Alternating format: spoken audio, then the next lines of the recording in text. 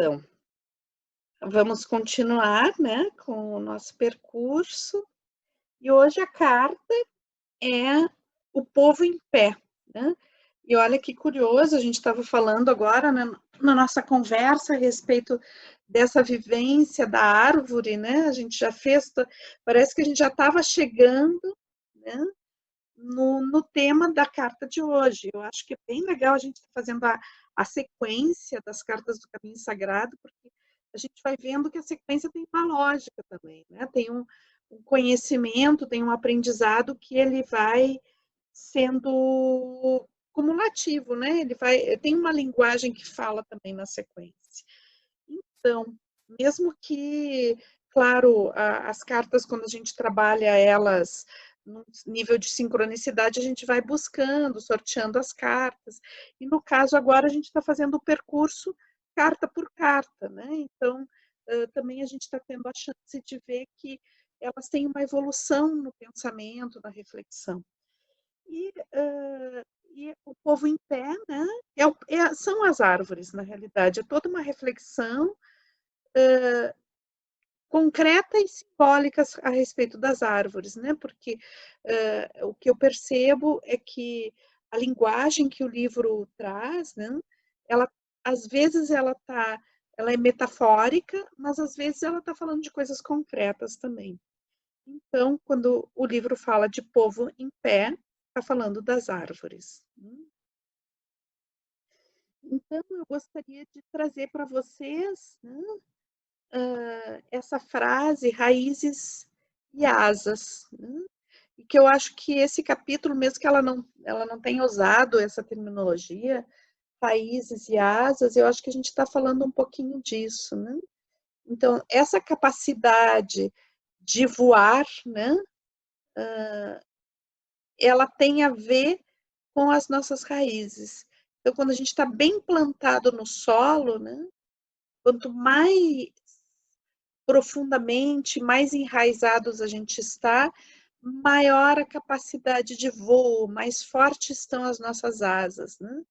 Então, em algum momento do capítulo, né, ela fala que, na realidade, as árvores, elas têm muito mais raízes, né?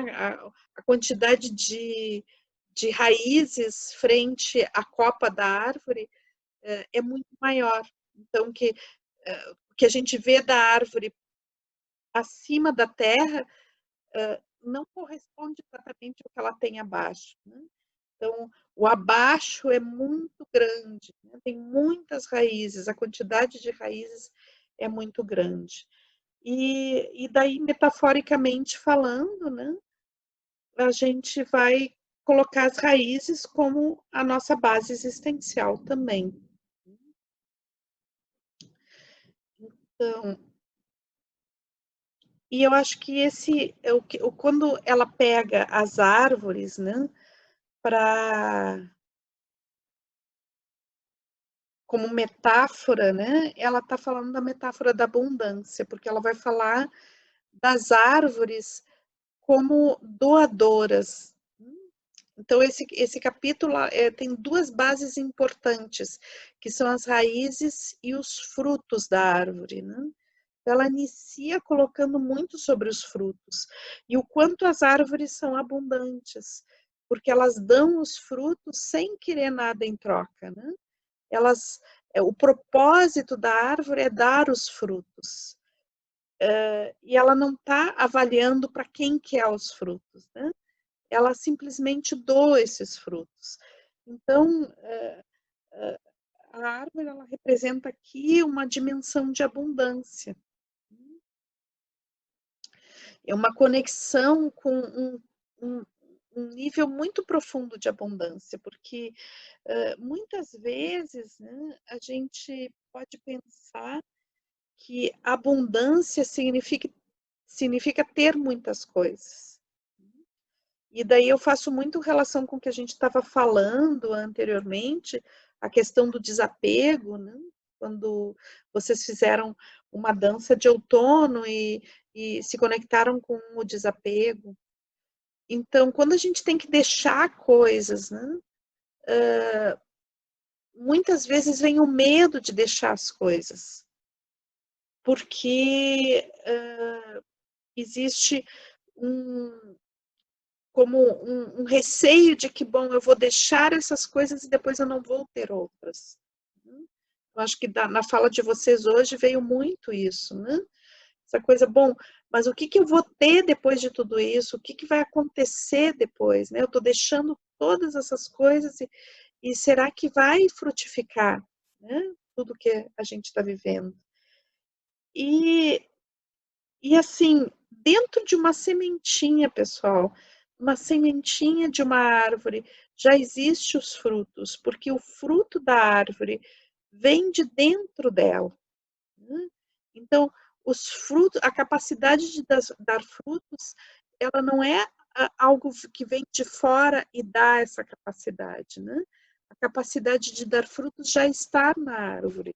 E isso tem um significado de abundância, né? Porque nós nós estamos aqui nesse mundo para frutificar, para sermos o máximo de nós mesmos. E essa expressão de quem nós somos, né, ela independe de permissão ou não do meio, né?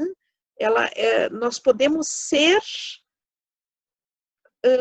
com uma extrema abundância quando a gente se conecta com esse potencial, né? Então, quando o livro fala disso, da capacidade de doação, né, ele está falando justamente desses frutos que cada um de nós leva na vida, né? Nós todos somos árvores que têm frutos e podemos doar esses frutos, né? Esses frutos não servem à árvore em si, né? Esses frutos servem à vida. Então, nós também temos essa capacidade de frutificar e doar os nossos frutos. E é interessante se a gente observar a natureza, né? Porque quando as árvores doam os seus frutos, né, aos animais, esses animais comem os frutos, comem as sementinhas, e depois essas sementinhas de alguma forma chegam na terra de novo e nascem novas árvores, né? Então, esse frutificar e o doar faz com que isso se multiplique, né?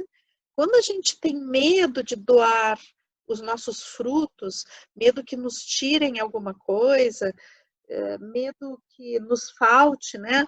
Ah, eu dou uma maçãzinha, então eu não vou dar mais nada porque se eu doar essa minha maçãzinha, eu não vou ter mais, né? Então, quanto menos eu doar, né, menos eu vou ter. Eu acho que tem uma passagem, né, no Evangelho que fala da multiplicação dos pães e dos peixes, né? Eu acho que está relacionado um pouco com essa metáfora da árvore, da abundância da árvore, né? Então, se eu tenho um movimento de dar, né? Então se multiplica. Se eu fico com medo de perder, já não tem essa multiplicação, né?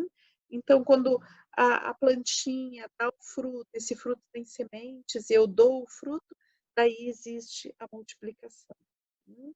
E também eu procurei justamente a árvore da maçã, né, para a macieira, né, para fazer essa ilustração, para chamar a atenção de vocês também, né, que uma das árvores do paraíso, né, é a árvore do conhecimento, né?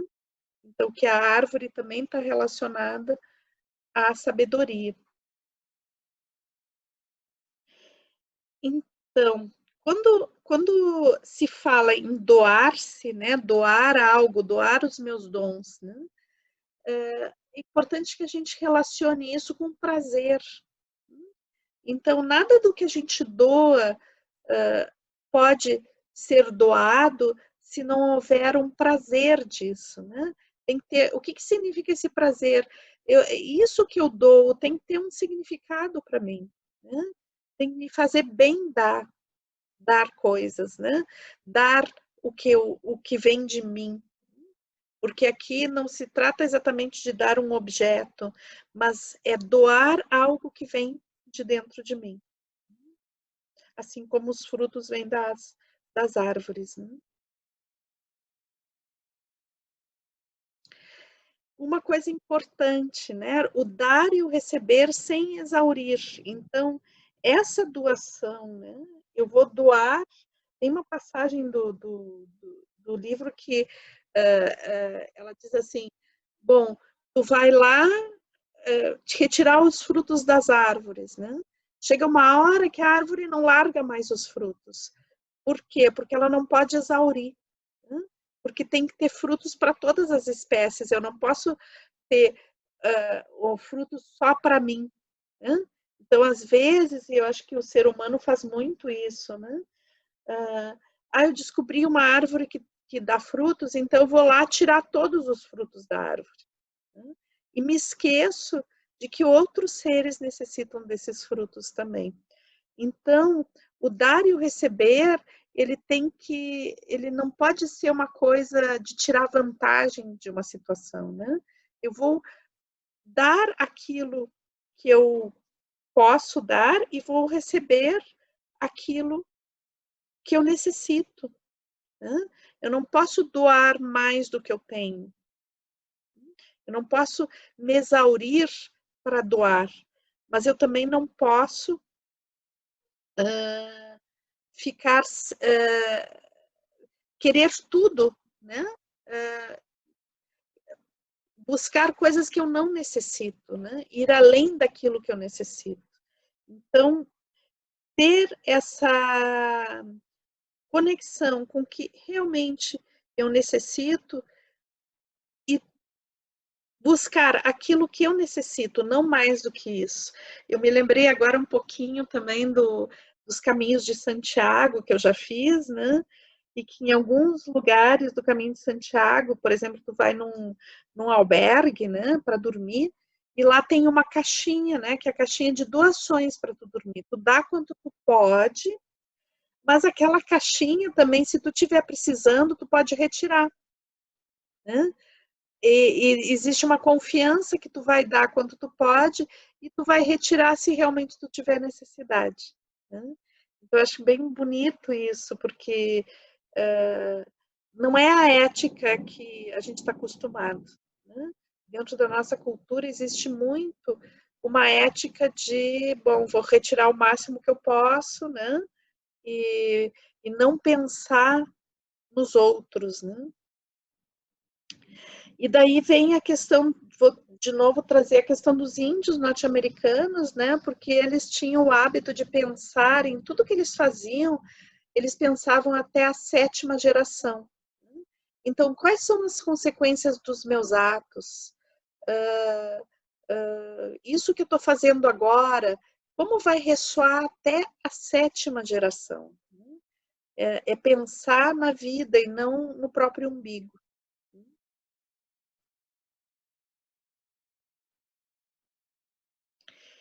Então, a opção pelo amor, independente da dor. Então, o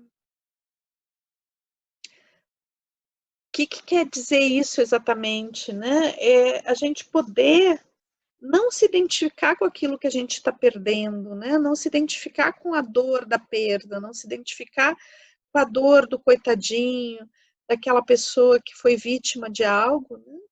Mas optar sim pela vida, optar pelas possibilidades, optar pelos frutos, né? E não pela falta.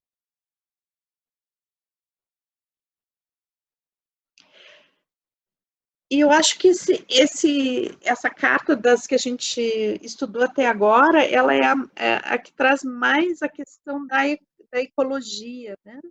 E da harmonia. Em algum momento também ela vai falar disso, né?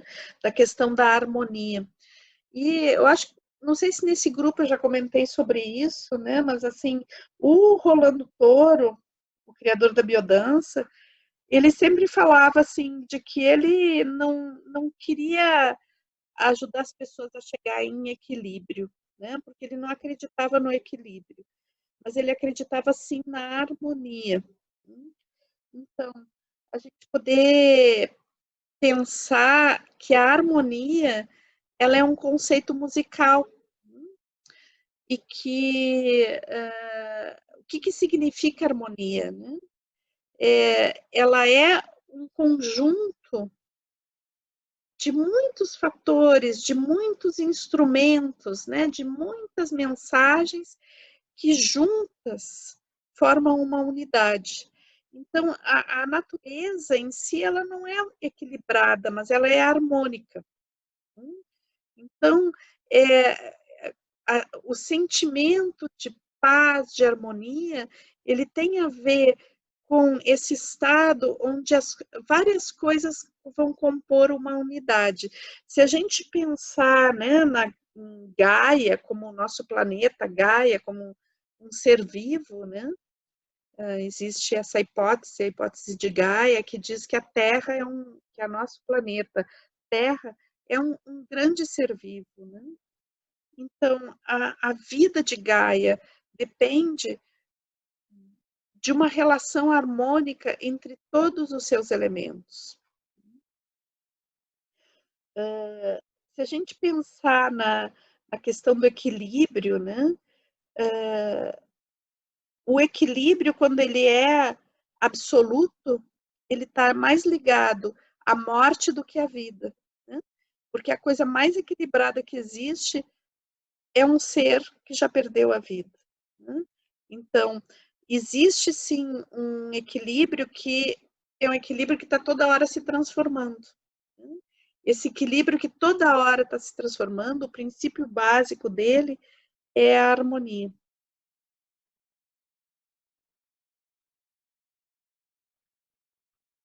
E aqui, retomando um pouquinho, né, a questão da árvore, né, que ela doa os alimentos a todos os seres, né, sem julgamento. A gente já tinha falado um pouquinho isso. E é interessante porque essa carta, quando ela vai falar do propósito da árvore, doar esses frutos, né, ela está falando da copa da árvore. Mas para poder chegar a esses frutos, existem as raízes, né? Então, o enraizar como o contato com a realidade. O quanto a gente, para sonhar, né, e concretizar os nossos sonhos, a gente precisa de um contato com a realidade, um contato com as coisas práticas da vida, né? Um contato com aquilo que, que são aquelas coisas do cotidiano, né? Então, cuidar da nossa casa, cuidar da nossa alimentação, cuidar das relações que a gente vive, fazer planejamento, fazer aquelas coisas cotidianas, né? Que são base para a gente poder sonhar, né? Para a gente poder voar. Então, a importância do enraizar, né? E daí esse enraizar também a gente pode ver como ancestralidade. Então, nas raízes, nas nossas raízes, não existe somente a nossa vivência como indivíduo, né? Mas existe a vivência de todos os nossos ancestrais. Então, poder honrar essa vivência, poder honrar as pessoas que vieram antes, para que a gente possa também construir com base nessas pessoas que vieram antes as futuras gerações.